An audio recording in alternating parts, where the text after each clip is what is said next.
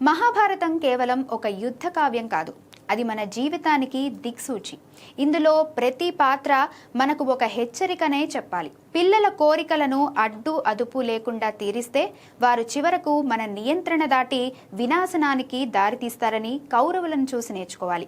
ఎంతటి మహావీరుడైనా అపారమైన శక్తులున్నా అవి ధర్మం వైపు లేనప్పుడు చివరకు నిరుపయోగమైపోతాయని కర్ణుడి జీవితం చెప్తుంది. విచక్షణ లేకుండా ఇచ్చే వాగ్దానాలు జీవితాంతం మనల్ని అధర్మానికి బానిసలుగా మారుస్తాయని గంగపుత్రుని పాత్ర హెచ్చరిస్తుంది. పుత్రవాత్సల్యం అనే గుడ్డి ప్రేమ కళ్ళుగప్పితే ఎంతటి జ్ఞాని అయినా రాజ్యాన్ని వల్లకాడుగా మారుస్తాడనడానికి ధృతరాష్ట్రుడి పాత్ర నిదర్శనం. చెడు ఆలోచనలు గల మిత్రుడు పక్కన ఉంటే అది శత్రువు కంటే ప్రమాదకరమని శకుని ద్వారా తెలుసుకోవాలి.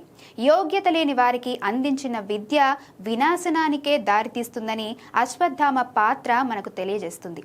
అందుకే మన పిల్లలకు కేవలం సంపదను మాత్రమే కాదు, విలువలనే ఆయుధాలను అందించాలి.